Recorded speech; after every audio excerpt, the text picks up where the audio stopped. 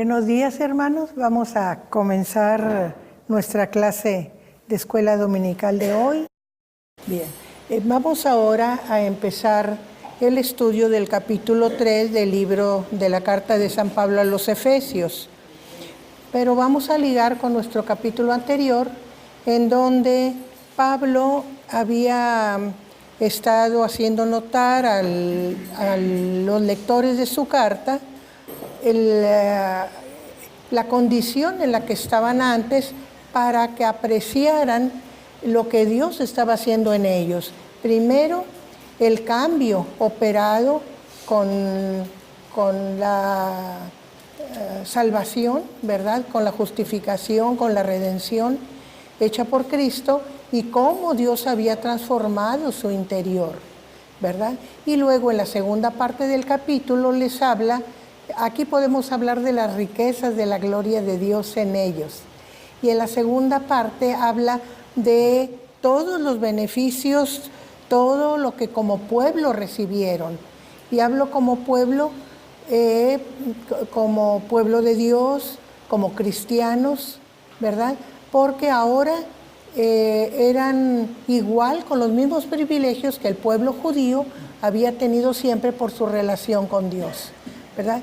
Y que para que él está haciendo énfasis en su condición anterior y en la nueva, en ambos casos, para que capten toda la riqueza de los beneficios de Dios, de la gracia de Dios en ellos, tanto en su parte interna, espiritual, como comunidad, como iglesia, ¿verdad? Ahora vamos a entrar al capítulo 13 y empezamos con una oración inconclusa. Vamos a ver los primeros versículos.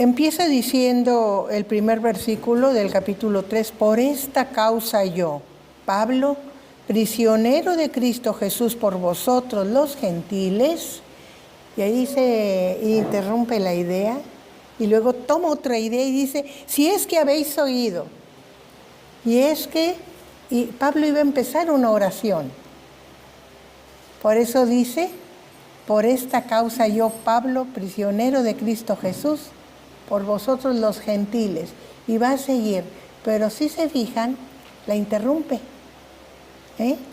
porque al decir prisionero, yo, entonces viene otra idea importante que él quiere comunicar, y si nosotros ligamos, vamos nomás momentáneamente al versículo 14, que dice, por esta causa, las mismas palabras del inicio del capítulo, por esta causa, doblo mis rodillas ante el Padre de nuestro Señor Jesucristo. Ahí Pablo vuelve a retomar su idea de su oración a Dios por sus lectores, ¿verdad? Pero se interrumpe. ¿Por qué se interrumpe? Porque cuando dice, prisionero de Cristo Jesús por vosotros los gentiles, se acuerda de que tiene que hacer conscientes a los que lo oyen de que hay una causa por lo que él está preso. Y aquí cuando dice preso de Jesucristo, está hablando de que él está ligado a Jesucristo como un prisionero. No puede escapar del ministerio que Jesús le ha dado porque fue tanta la misericordia de Dios para con él, que está ligado a ese ministerio, no puede ni pensar en faltar, en dejarlo, en interrumpirlo. Por eso se dice prisionero de Jesucristo. Pero también va a hacer énfasis en que en la realidad físicamente está preso. Ya dijimos que escribe su carta desde la prisión en Roma, ¿verdad? ¿Y por qué está preso? Pues precisamente por predicar el evangelio a los gentiles. ¿Por qué? Porque el celo judío había provocado la enemistad contra Pablo, ¿verdad? De que cómo hablarles a los gentiles con las mismas ventajas que tenía un judío, ¿cómo? Eso no podía ser, ¿verdad? Eso no cabía en la mente de los judíos, porque estaban acostumbrados, estaban hechos a la idea de que ellos eran el pueblo de Dios exclusivamente, ¿verdad? Y que todos los privilegios que ellos tenían para con Dios y todas las riquezas de las bendiciones de Dios eran para ellos. Entonces, querer igualar a los gentiles con ellos era una cosa que no les cabía, si siempre habían estado separados, si esa era una de las premisas que tenían como pueblo. Y en realidad, la acusación que generalmente le hacen a Pablo de que quiere que los judíos dejen de ser judíos, que dejen la tradición, no es cierto, es el pretexto que usan, porque Pablo siempre cumplió con sus deberes de judío, siempre, y no pedía eso para los judíos, sino que hace énfasis en que Dios llamó a los gentiles como gentiles, no como judíos, como gentiles los llamó.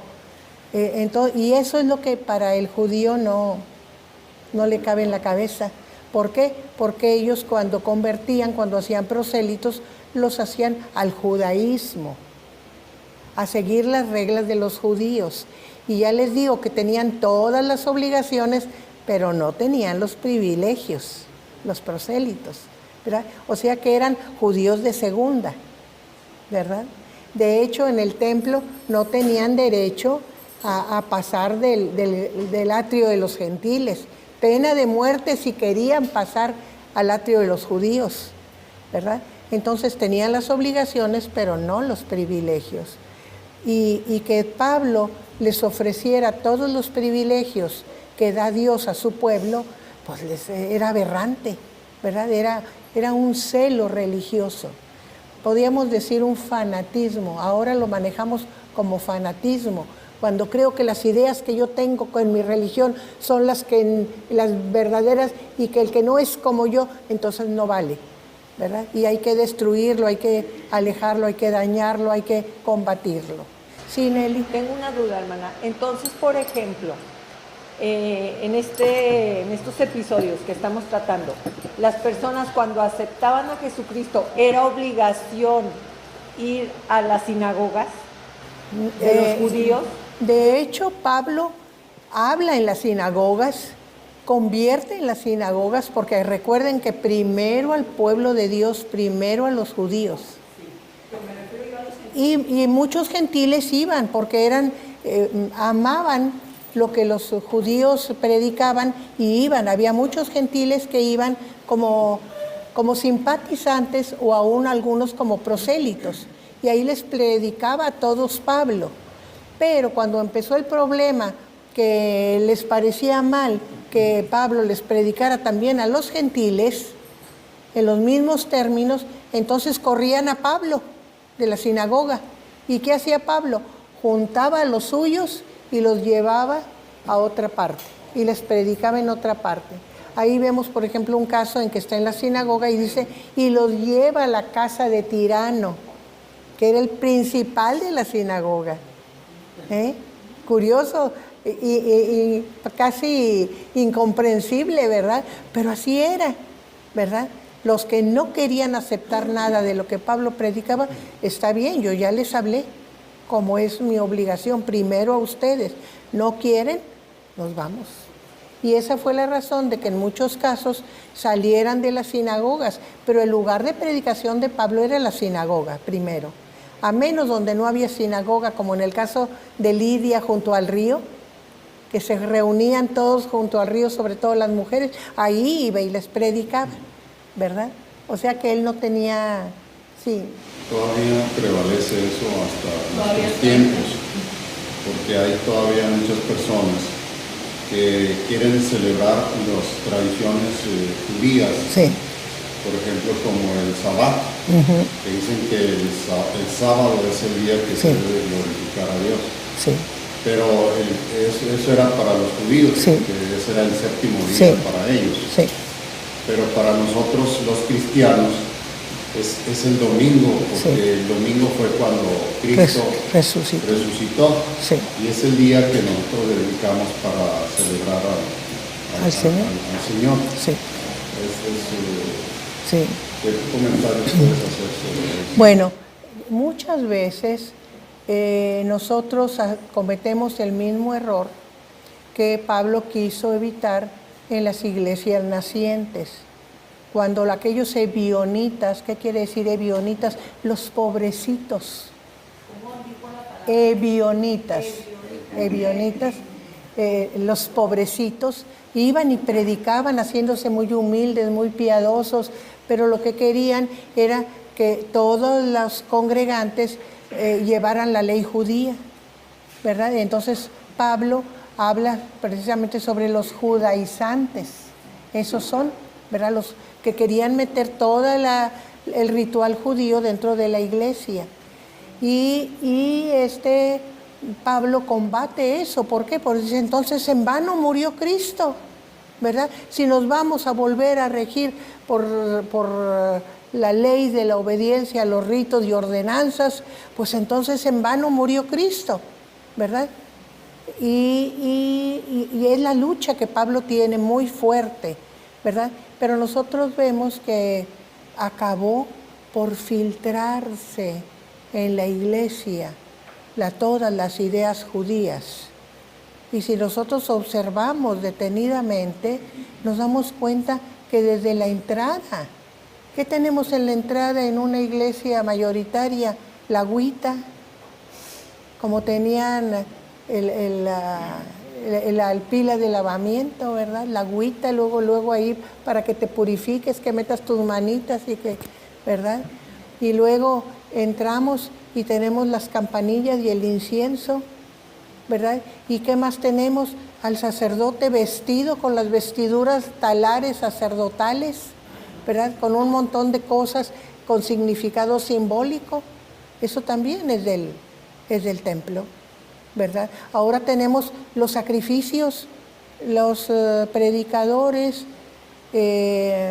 vamos a decir, del tiempo del Seminario Evangélico Unido, hacían mucho hincapié en que nosotros ya no tenemos altar, porque el altar es el lugar de los sacrificios y nosotros ya no sacrificamos, ¿verdad? ¿Qué tiene la iglesia mayoritaria? Altar. ¿Y cuál es lo principal de su reunión? El sacrificio. De hecho, la palabra misa significa sacrificio. Todas las reuniones lo importante es el sacrificio. O sea, simbólicamente sacrifican otra vez a Cristo, ¿verdad? Pero para ellos es real, porque hablan de la transubstanciación, ¿verdad? Es realmente Cristo sacrificado. O sea, es real, su teología tiene un altar y tiene un sacrificio. Pero también eso es del Antiguo Testamento. Ahora las iglesias que guardan el Sabbat, pues volvieron al Antiguo Testamento, ¿verdad? ¿Por qué se empezaron a reunir el primer día de la semana?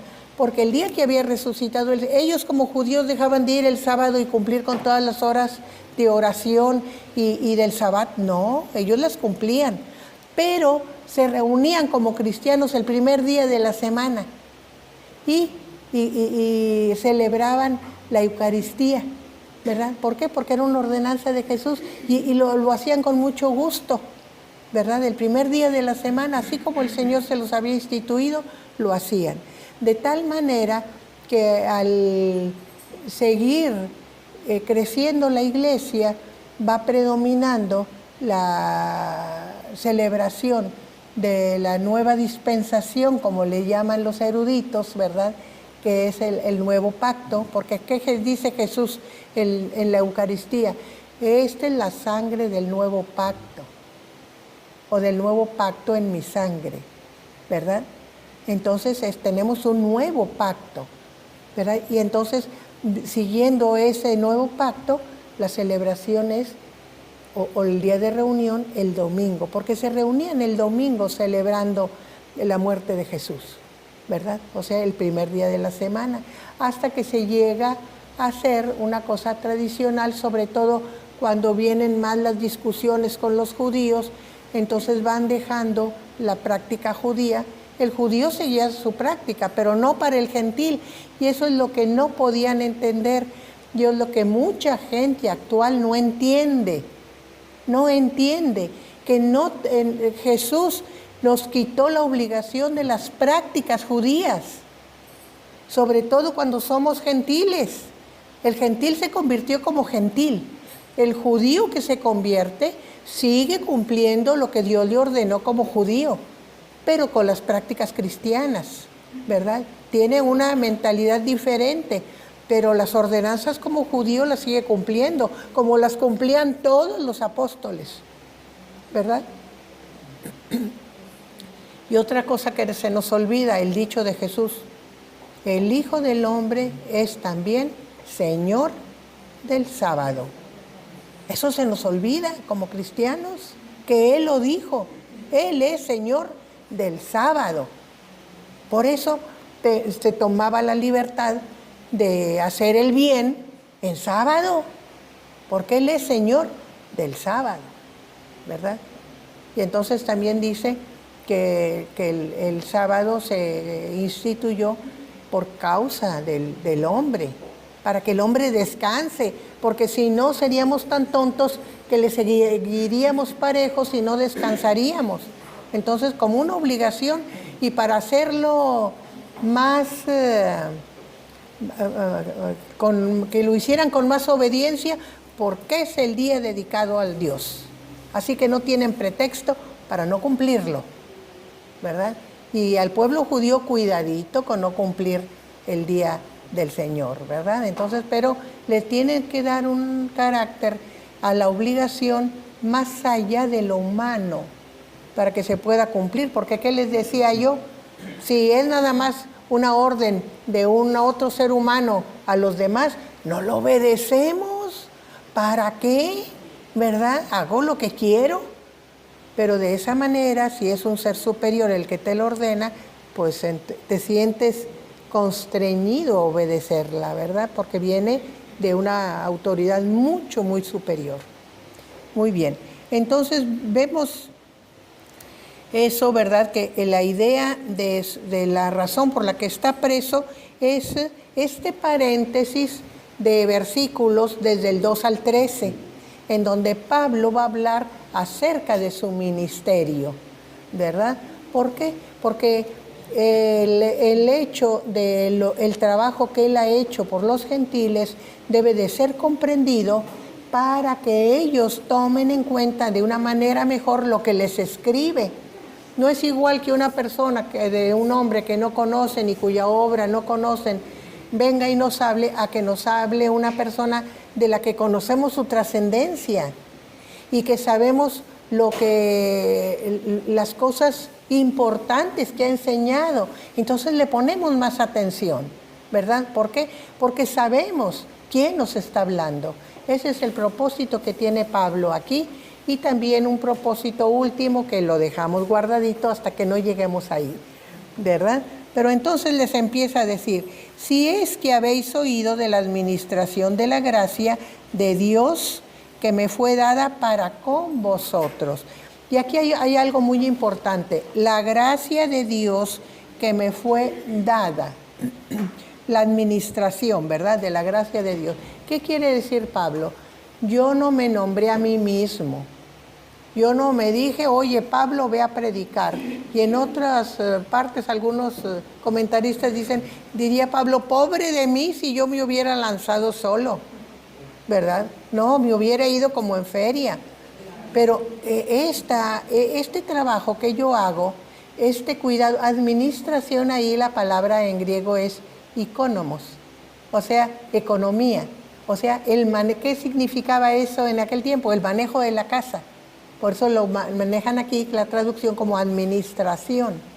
O sea, este trabajo para con ustedes no lo tomé yo, me fue dado. O sea, Dios me llamó a hacerlo, ¿verdad? Y no lo hice porque quisiera, sino porque Dios me fue dado esta gracia para con ustedes, ¿verdad? ¿Para qué? Para trabajar expresamente con ustedes. Y dice que por revelación me fue declarado el misterio. O sea, yo no lo aprendí porque lo deduje. Yo no lo aprendí porque soy muy bueno, muy sabio y muy preparado. Yo no lo aprendí porque otros me lo enseñaron. Él dice, por revelación me fue dado. Fue declarado este misterio. Y a veces la palabra misterio nos deja así como que, pues ¿de qué habla Pablo, verdad? Pues Pablo está hablando precisamente de la gracia de Dios para con los gentiles, que en el Antiguo Testamento, aunque se mencionaba ahí, pero no era interpretado, no era entendido, estaba como oscurecido. En Isaías es muy claro, donde dice que va a traer a otro pueblo, ¿verdad? Y cuando dice, Jesús mismo, ¿verdad? Lo dice que estas son mis ovejas, pero tengo otras ovejas que también vendrán, serán un pastor para ambos rebaños de ovejas. Pero como que no lo entendían, es como decir unos judíos de aquí y unos judíos de allá. No lo entendían que fuera para los judíos y para los que no son judíos. Por eso dice que era un misterio, que yo les decía en la clase pasada que muchos tratarían de sacar y explicarse por qué Dios lo mantuvo guardado tantísimos años dentro de la cultura judía, dentro del pueblo judío tan pequeñito, cuando era algo que Él estaba hablando, Él estaba prometiendo, Él estaba preparando para todos los humanos, ¿verdad? Pero dice que por más que nosotros querramos sacar las razones de Dios para mantenerlo así, nunca daríamos con las verdaderas, las profundas. Sí, pastor. Sí, nada más aclarar, hermana, que cuando Jesús dice, no dice habrá un pastor para ambos rebaños, dice habrá un rebaño y un pastor. Sí. O sea, solamente habrá un rebaño. Gracias, sí, gracias. De hecho, en Cristo somos un solo rebaño, pero con procedencias diferentes, ¿verdad? Procedencias diferentes. Y es lo que aquí la último del capítulo 2 habló sobre la unidad, ¿verdad? Precisamente, que ya no habría circuncisos e incircuncisos, sino que todos unidos en Cristo, ¿verdad? Esa es la última parte del capítulo 2, ¿verdad? O sea, lo que nos aclara el pastor, aunque son dos procedencias diferentes, pero van a formar un solo rebaño, ¿verdad? Que es la iglesia, ¿verdad? Ya con sus términos teológicos ya establecidos. Ahora, muchas personas hablan de la iglesia del Antiguo Testamento. Eso es totalmente incorrecto, porque la iglesia, el pueblo sacado fuera, como significa la palabra, ¿verdad? Exkaleo, es del Nuevo Testamento. En el Antiguo Testamento era Kaal Yahvé, el pueblo de Dios, el pueblo de Yahvé.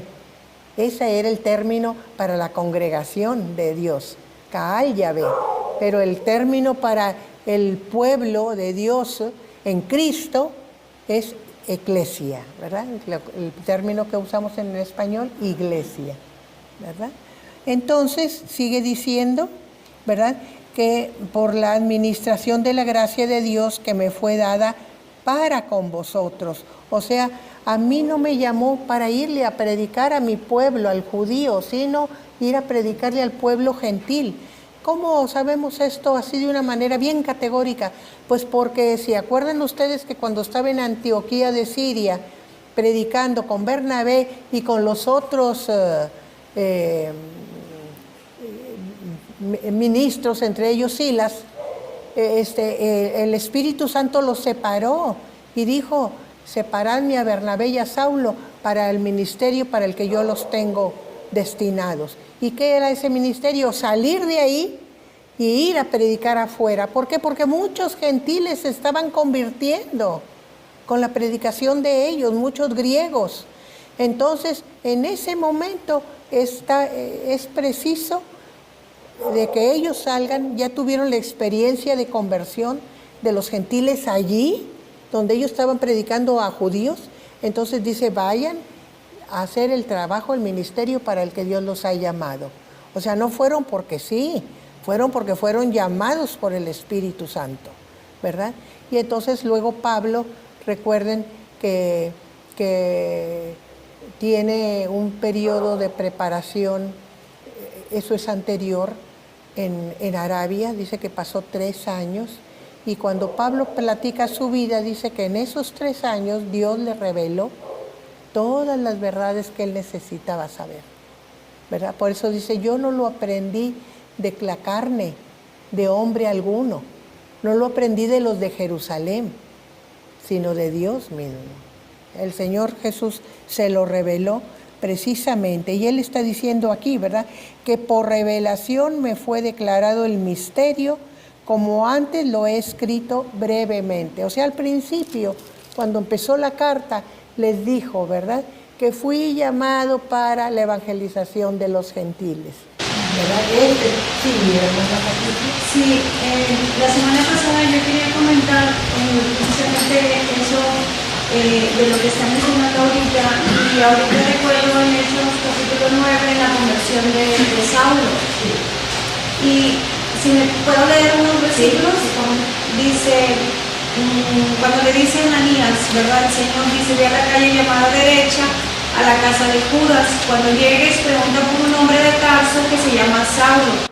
En este momento él está orando. Le he mostrado en visión a un hombre llamado Ananías, que entra y pone las manos sobre él para que recobre la vista. Y le dice en el versículo 13 del capítulo 9 de Hechos, dice, he oído a mucha gente hablar de las cosas terribles que ese hombre les ha hecho a los creyentes de Jerusalén. Además, tiene la autorización de los sacerdotes principales para arrestar a todos los que invocan tu nombre. Y luego el Señor contesta y le dice, ve, porque Él es mi instrumento elegido para llevar mi mensaje a los gentiles. Dice, y a ellos como también al pueblo de Israel. Y bueno, sigue narrando, ¿verdad?, el plan y el propósito que Dios tenía, que Dios tuvo en su corazón de elegir a Pablo. Y ahorita usted mencionaba de ese misterio, y muchas veces nosotros desconocemos y decimos, bueno, Señor, ¿qué es ese misterio? Porque los judíos pensaban que el mensaje era exclusivo para ellos, ¿verdad? Que usted también ya lo ha mencionado. Pero también es ese misterio para el mensaje a los gentiles, ¿verdad? Donde ahí se rompe la estructura, la enseñanza, la ideología que ellos tenían como judíos, como un pueblo especial, un pueblo escogido nada más ellos, ¿verdad? Como únicos. Pero Pablo viene e irrumpe a la vida, llamado por Dios. Pero a mí me llama la atención el perfil de Pablo. Tenía que tener ciertas características muy importantes, ese vaso. En la Reina Valera, en la 60, dice, porque Él es un instrumento que llevará mi mensaje, no mi mensaje como dice aquí en la Viviente, dice, llevará mi nombre, ¿verdad? Y eso es muy característico de cómo cuando se hacían las vasijas, el nombre de quien lo hacía era puesto sobre la vasija. Entonces nosotros somos esas vasijas, ¿verdad? Como dice la palabra también, instrumentos de Dios, que llevaremos ese nombre. Entonces Pablo lo hizo especialmente, o su ministerio, a los gentiles. Y Pablo con su preparación académica que tenía, ¿verdad? Podríamos decirlo así, tenía que tener esa fuerza para llegar a los griegos, por ejemplo, gente muy preparada, ¿verdad? Gente que necesitaban a un personaje especial que los retara y los confrontara a ese mensaje que solamente en ese momento Pablo, quizás Bernabé también como un gran maestro, llevar ese mensaje, ¿verdad? Entonces a mí me llama la atención esa manera de cómo narra Hechos, ¿verdad? cuando es llamado Pablo a llevar el mensaje a los gentiles, que ese es el gran misterio también. Bueno, yo lo veo de esa manera, ¿verdad? Para llevar ese mensaje como ese gran misterio que era para ellos, ¿verdad? ¿Cómo el mensaje va a ser llevado a los gentiles, ¿verdad? Y aquí yo nada más quiero, para terminar, cómo nosotros, hermanos, necesitamos o debemos, no sé cómo expresarlo en este momento, cómo respetar los perfiles. A veces no entendemos por qué esas personas van a tal parte, ¿verdad? O por qué, teniendo esas características, por qué son así, o por qué llevan el mensaje, o por qué hablan así. Pues porque simplemente Dios ve ese perfil y necesita ese perfil para llevar el mensaje a ese lugar. A lo mejor nosotros no somos llamados a los drogadictos, a lo mejor no somos llamados a las prostitutas, a lo mejor no somos llamados a la India, a lo mejor, pero necesitamos estar orando para que surjan esas personas que Dios está llamando para llevar ese mensaje a esos lugares. Como no entendían a Pablo, como lo explica aquí Hechos 9, no entendían ese mensaje. ¿Por qué es escogido Pablo? Si Pablo ha matado, si Pablo ha hecho esto, pues porque es un instrumento mío, ¿verdad? Eso es para mí eso me impacta mucho de la vida de Pablo. En la introducción, sí, platicamos un poquito acerca de esto, ¿verdad? De la personalidad de Pablo. Y nosotros tenemos que ver que es importante el siempre estar creciendo en el Señor, estarnos preparando, porque entre más preparados estemos, mejor instrumentos somos del Señor, ¿verdad?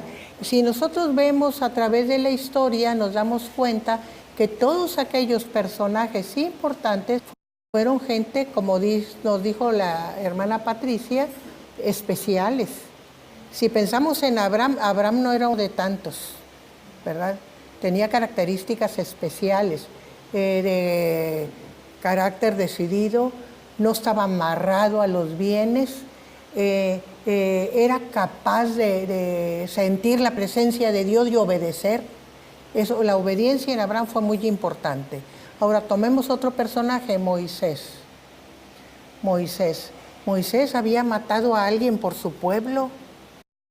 Entonces, no era un santo. Pero, ¿qué tenía Moisés? Tenía la mejor educación de la época. Había sido criado en el palacio real de los faraones, posiblemente para ser seguidor del faraón, porque aunque tenía hijo, pero como que era más listo Moisés, los anales hablaban un poco de eso, como que era favorito del faraón Moisés, ¿verdad? Entonces tenía todos los elementos de conocimiento de ciencia, de conocimiento de gobierno, de conocimiento de gentes.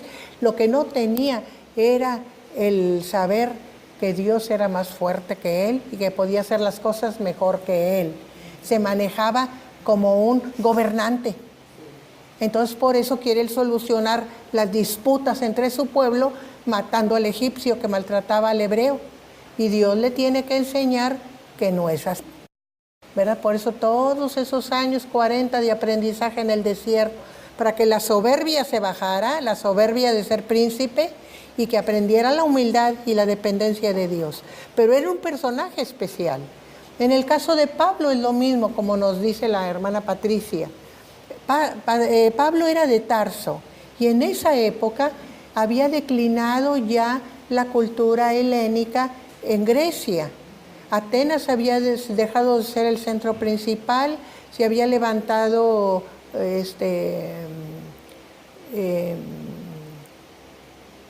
en Egipto, Alejandría, se había levantado Alejandría, pero también había decaído con los romanos habían hecho racia allá en Alejandría, conquistándola, y se había refugiado la cultura griega en Tarso. En la época de Pablo, la Universidad de Tarso era el lugar donde predominaba lo último de la cultura griega, ¿verdad? Entonces tenía una preparación excelente, tanto por lo que había nacido, lo que había absorbido, lo que había vivido, lo que había conocido, como su formación religiosa en Jerusalén a los pies de Gamaliel, ¿verdad? Entonces eso era muy importante, estaba muy preparado para judíos y estaba muy preparado para entender a los griegos. Entonces, por eso era un personaje especial para Dios en cuanto a preparación. Pero en cuanto a espiritualidad, era un celoso de Dios, que creía que aquellos paganos estaban ofendiendo a Dios. El celo de Dios en él era algo tremendo. Y Dios entendía eso. Dios entendía que toda su equivocación se refería al amor que le tenía a Dios. Entonces lo que tenía que hacer Dios era borrarle su panorama cultural que tenía y implantarle uno nuevo. ¿Cómo lo hace? Cegándolo a su realidad, lo deja ciego. Y entonces le revela de dónde le va a venir su sanidad, su ceguera. Porque es una ceguera no solo física, sino espiritual. Entonces, a Daniel le revela lo que nos leyó la hermana Patti. Oye, ve a tal parte, ahí en la casa del fulano de tal, y bautiza a este hombre. Y a Pablo le dice, en ese tiempo Saulo, le dice, va a venir un hombre que te llama así, y te va a ungir y vas a recobrar la vida. De esa manera, ya desde el choque de Pablo con Jesús en el camino, ya había tenido un estremecimiento. ¿Qué quieres que haga, Señor? ¿Quién eres, Señor? ¿Quién eres, Señor? Eso le digo. Yo soy Jesús, al que tú persigues. O sea, qué experiencia sentir que aquel que él creía que era una blasfemia es el mismo Señor del cielo que le habla y con un resplandor más brillante que el sol. Qué tremendo choque para él. Eso lo prepara y luego la ceguera cuando Ananías protesta, pero Señor, ¿cómo quieres que vaya? Es uno de nuestros enemigos más encarnizados. Lo más está para pensarnos y llevarnos a que nos juzguen en Jerusalén. Entonces con el Señor dice, no te preocupes, el elemento especial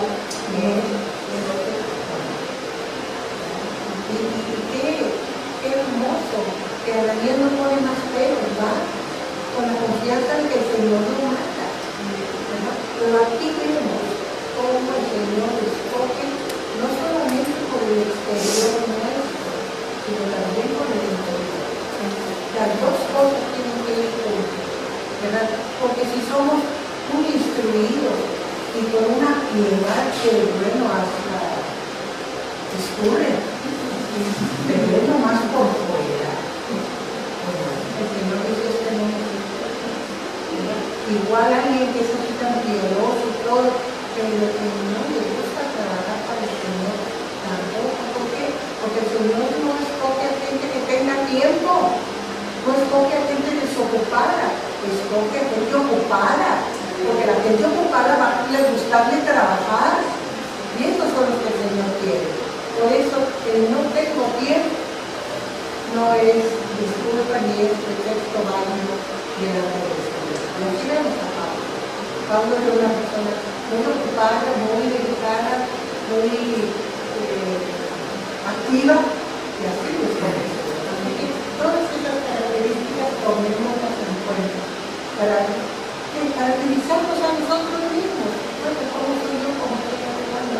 ¿Qué tanto disposición tengo para servir las cosas del Señor? El Señor no nos pide más de lo que podemos hacer. Así que con esta seguridad podemos confiarnos plenamente en el Señor. Y seguimos con la lectura.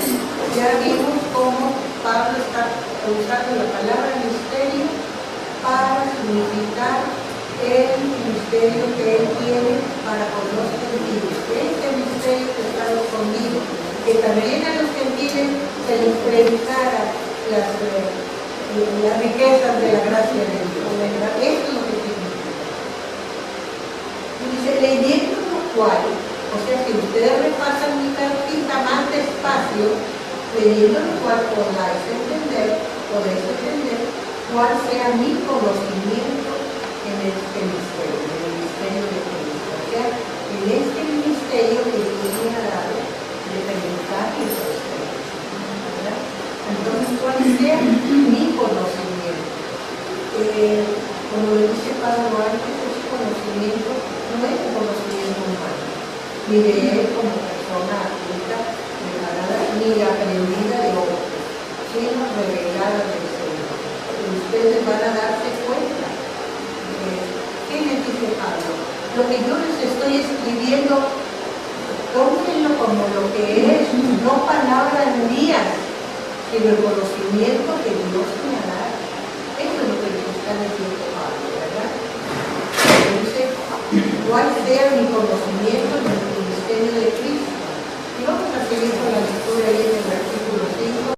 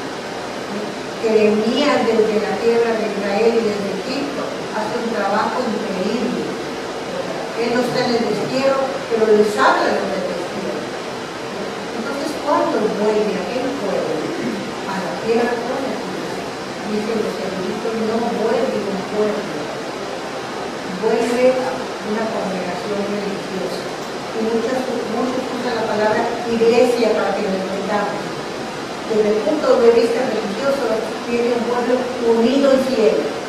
Por eso, a ese pueblo que vino, que ya no se quería desviar para nada, ni en los ídolos de animales, ni las estrellas, ni menos del hombre, le es tan difícil aceptar la figura de Jesús como Dios mismo, como el diablo de Dios. Por eso les es tan difícil.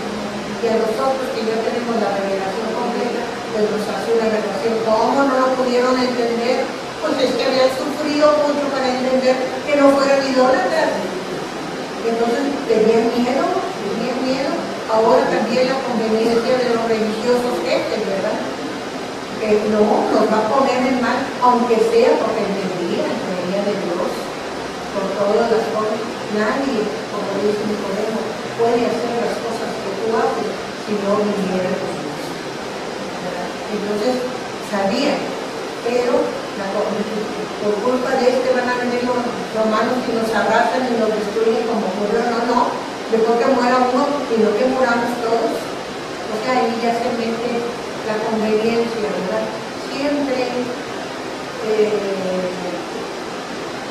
nosotros los humanos tendemos que estar a hacer todo lo bueno que nos hace a nosotros y por nosotros. Entonces le metemos lo nuestro para darle un empujoncito a Dios, porque a lo mejor Dios necesita ayuda. Y cada vez que lo hacemos, echamos por tierra todo. Que los judíos del tiempo de Jesús hacen, echan a perder la obra de Dios para poder. Pero yo les quiero hacer entender que tenían sus razones, sobre todo el pueblo general, para ser tan lejos.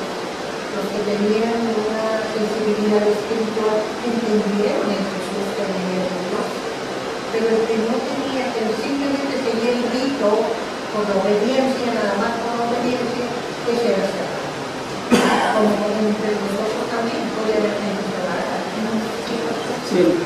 Con respecto a lo que decía de la revelación paulatina, dijo usted, yo diría también progresiva, ¿verdad?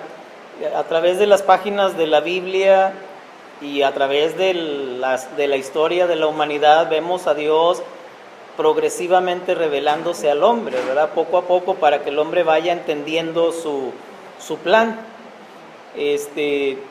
Y es algo que Dios sigue haciendo el día de hoy, porque, bueno, a nosotros, nosotros tenemos aquí toda la revelación, pero muchas veces no entendemos toda la revelación. Es también conforme nosotros busquemos de Dios, ¿verdad? Busquemos su sabiduría, su conocimiento.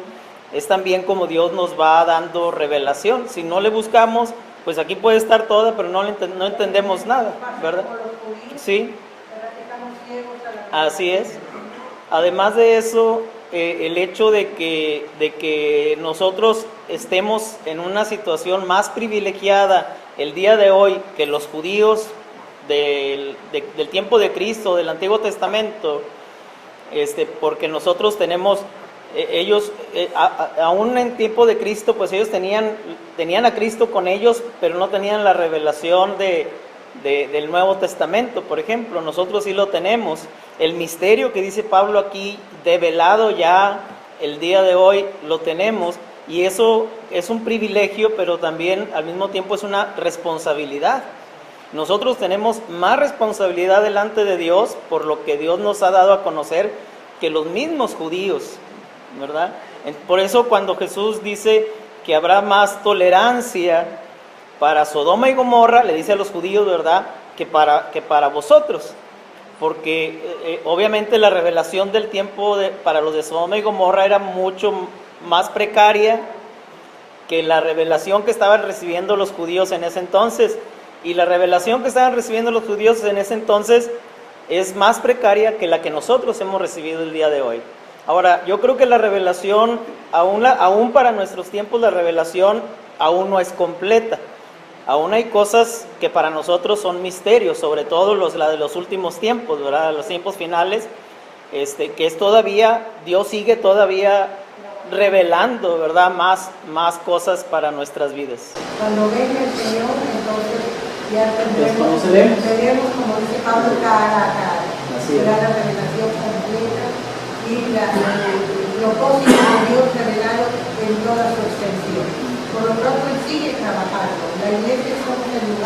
trabajo de Dios. Por eso está el Espíritu Santo entre nosotros, trabajando, moldeándonos. ¿Qué decíamos de las piedras? Les va dando forma para que se acomoden donde deben de ir. Está muy chiquita, sí, pero sí lo necesita el Señor ahí, ¿verdad? Y nosotros no somos para menospreciar o para decir yo soy una piedra grandotota y soy muy importante. Pues no, porque aquella piedra chiquitita va a llenar el lugar exacto que necesita llenar. El juicio no nos toca a nosotros, es todo el trabajo de Dios. Muy bien, vamos a seguir adelante. Ahorita que habla, hermana, de las piedras chiquitas y de las grandotas, yo anteriormente estaba pensando de la importancia de Ananías en la vida de Pablo. O sea, yo estaba pensando ahorita que leía a la hermana Patricia, en ocasiones hay intervenciones directas de Dios, pero muchas veces Dios prefiere, no muchas veces, Dios prefiere siempre actuar, y así está revelado también a nuestras vidas a través de la iglesia. Es decir, yo digo, lo que quiero decir es, a Pablo,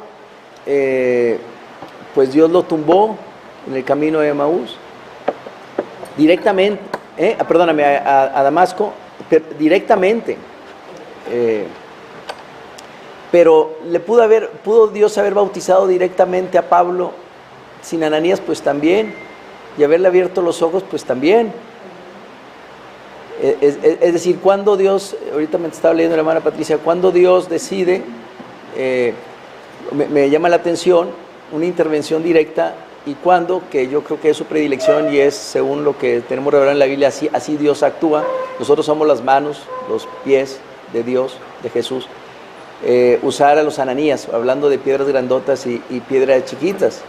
Entonces aquella piedra chiquita, vamos a llamarle así, aunque pues es muy difícil uno saber quién es chiquito y quién es grande delante de Dios, porque no tenemos la regla.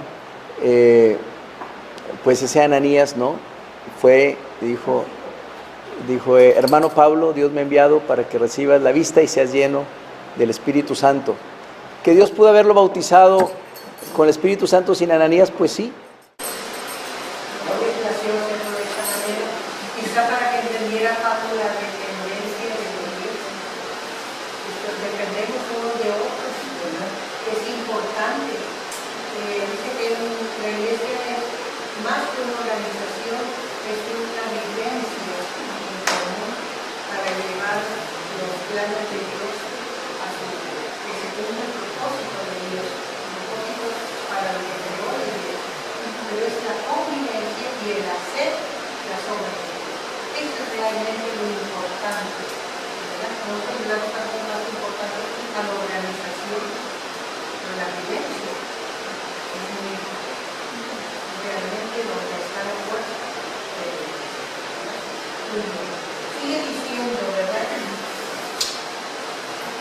Ese misterio que en otras generaciones no se dio a conocer a los hijos de sus hombres, como ahora es revelado a sus santos apóstoles y profetas por el Espíritu. Y muchos cuestionan por qué a los santos apóstoles, pues porque está diciendo no más apóstoles, sino a este pueblo separado, este pueblo que es mío, que es lo que significa santo, ¿verdad? Y dentro de este pueblo santo se lo reveló a los apóstoles y a los profetas. Y fíjense que el profeta que está después, porque no está hablando aquí de los profetas del Antiguo Testamento.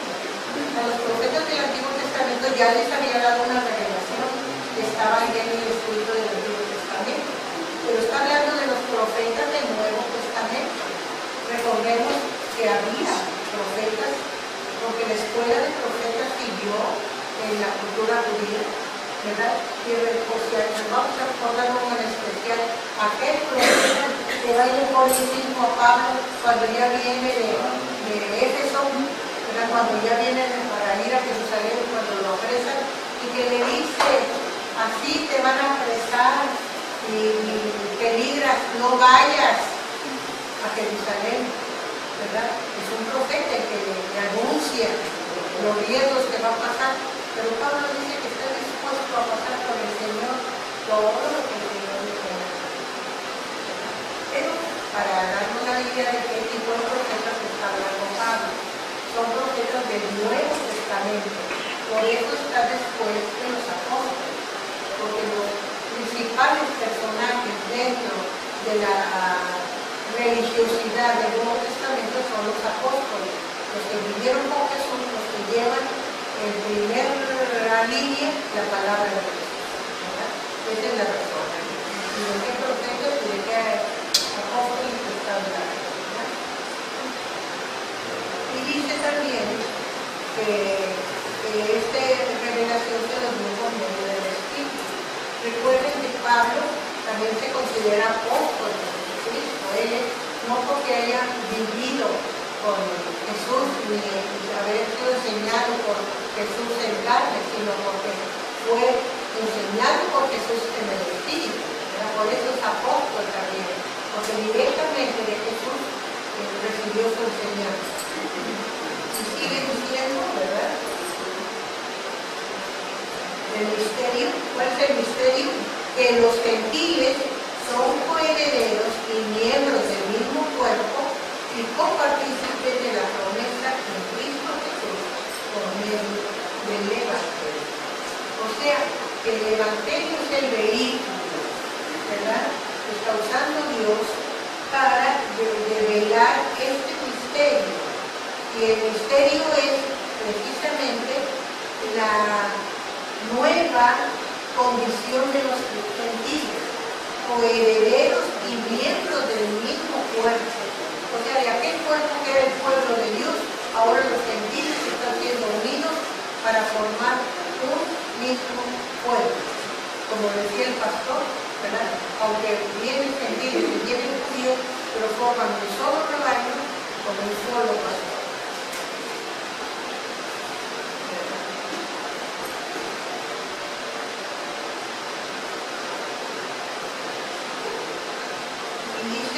En un mismo cuerpo, o sea, formar una sola iglesia y copartícipes de la promesa en Cristo Jesús por medio del Evangelio. Las promesas nos está hablando de todas las privilegios que tenemos, el ser justificados, el ser sentados en los lugares celestiales, el ser coherederos en Cristo, el tener la vida eterna. Todos esos son los privilegios de que está hablando Pablo, las promesas que Dios ha hecho, ¿verdad?, a su pueblo. Y dice, sigue diciendo todo esto por medio del Evangelio. El Evangelio que precisamente Pedro les predicó y les enseñó, ¿verdad? Y luego dice, del cual yo fui hecho ministro por el don de la gracia de Dios, que me ha sido dada según la operación de su poder. Yo fui hecho ministro, no dice me hice ministro, fui hecho ministro, o sea, el Señor me llamó. Y recordemos que la palabra ministro, que para nosotros significa alconia, porque los ministros son los importantes, pero el significado griego es el menor. Ministro significa el menor, ¿verdad? Magister, maestro, es el mayor, pero ministro es el menor. Y de alguna manera es la idea real. El presidente y luego los ministros. El presidente es el mayor y los ministros son los menores. Pero en la cultura nuestra siempre lo vemos como los importantes, ¿verdad? Pero fui hecho ministro por el don de la gracia de Dios, o sea, no por mí, como ya había dicho antes, sino porque Dios no pudo darme de su gracia para este ministerio. Y según la operación de su poder, o sea, el poder no viene de mí. Yo, si fuera con mi poder, soy débil. Además, tengo otros detalles que luego va a mencionar. Yo no sería capaz de hacer el trabajo que Dios me ha mandado a hacer si no tuviera el poder de Dios en mí. O sea, no es por mi poder, no es por mi capacidad, no es porque soy muy listo, no es porque soy muy preparado, es porque el poder de Dios actúa en mí. Y eso lo explica Pablo muy bien cuando dice que cuando somos débiles, entonces somos fuertes. ¿Por qué? Porque el poder de Dios es nuestra debilidad. ¿Por qué? Porque nosotros comprobamos, oye, si yo no lo puedo hacer, pero poniéndome en las manos del Señor, no nomás lo hago, sino que salgo adelante